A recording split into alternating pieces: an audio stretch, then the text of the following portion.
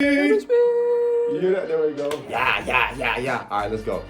Welcome to Dunk Bag, where we're talking all basketball today. Embiid versus Joker in the MVP race. And why is no one talking about Devin Booker? It's getting weird, guys. Embiid versus Joker. All right, we just saw Murray went down, unfortunately. It's not good for the Nuggets. But what does that look like for Joker when it comes to the MVP race? Yeah, I mean, unfortunately for Jokic, I don't think he cares about winning MVP. Right. But I definitely think it improves his case. There's no question about that, right? It's going to be interesting to see how the Nuggets pivot from this. But bottom line is that there's a lot of guys who can score on that team that haven't really had the opportunity to. You had Aaron Gordon just come in and be really low usage, which was good for him. He's probably going to do a little bit more of that. And then Michael Porter Jr. Is, I think, ready. I think as a scorer, he's ready to take on more of a role. So I don't think Jokic is going to lack in guys that he can pass the ball to, guys that he can work a two-man game with. It's probably going to improve his stats. He's already got a super high usage. I don't love that just because of the amount of injuries we've seen, but in terms of sheer numbers, yeah, this is obviously going to be helpful for Jokic's MVP case.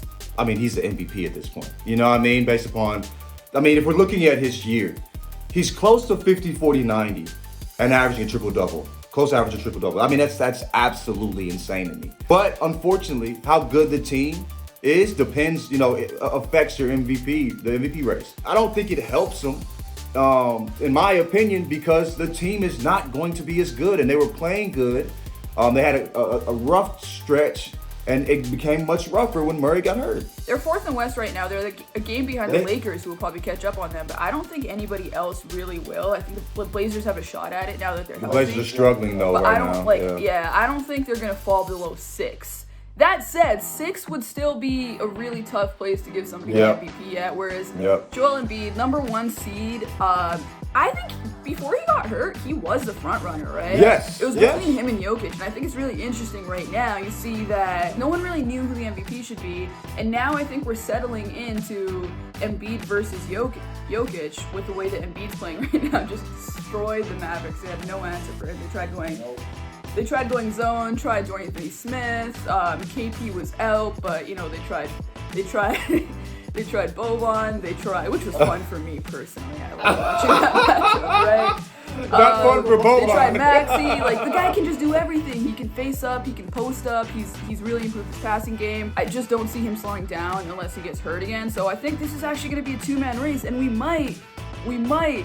have a center be the MVP again. There's a very good shot at that after, for years there was this idea of is this position even going to exist anymore? Why are we not talking about D-Book? People have been talking about CP3 for MVP, which, he's had a great season. I'm not taking anything away from the season.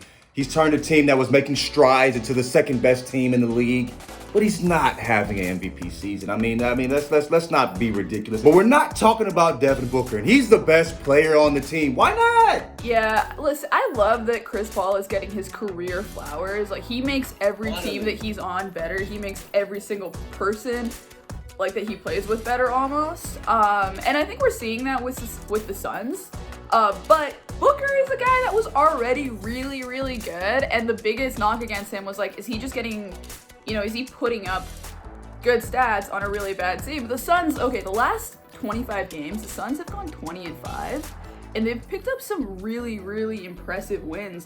They beat Miami last night, and they made Miami look like how Miami makes other teams look. I watch these Suns games and I'm like, Devin Booker just will not shut up. And I mean that as the ultimate compliment. Yes, you know? yes. And he's still D-Book on offense, man. Last 25 games, 27 points per game on 20 shots, 4.8 assists, 4.6 rebounds. These are superstar numbers that he's putting up. These are classic swing man, perennial all-star superstar numbers that he's putting up, and he's doing it in every possible way. We've always known this guy could score it, and the fact that he's now doing it on a team where you can no longer say he's just he's the beneficiary of the fact that they have nothing else. That's just no longer true. We saw Brian talking about how he's the most underrated player in the league. And that's a fact. It's a fact. He struggled a little bit starting off due to getting used to Chris Paul, but he picked that up fairly quick. Also getting used to making plays. Like, he was really adjusting the type of player he was becoming, because I think the Suns knew that they needed more playmaking than just Chris Paul, that would be too much to put on him. So all those early turnovers and stuff, that was a result of him basically being willing to follow the game plan and make himself uncomfortable, and we're seeing the results of that right now. So even those stats, I don't think we should use that against him. I think we should commend him for saying, hey, yeah, I will switch some things up, and I will, take the brunt of the blame when, like, we're not, I mean, they were winning games because they're bench, but they weren't really, like, they weren't cohesive, and now they are, because they've worked through all of that stuff. This is the future of the NBA. This is the face of the NBA. We talk about all these players we have, we have it right here in D-Book, you know what I mean? And, like, why is it not being highlighted? Why is it not being highlighted? It doesn't make any sense to me. But D-Book, come on the show. We love you here. That is the show. I'm LaJethro Jenkins. I'm Seerat Sohi. It's always fun with you, Seerat. You know what I mean? I enjoy this. We having fun here. I'm enjoying this. We do have fun here. Peace. Show love to D-Book. Quit being weird. Sheesh. Stop being weird.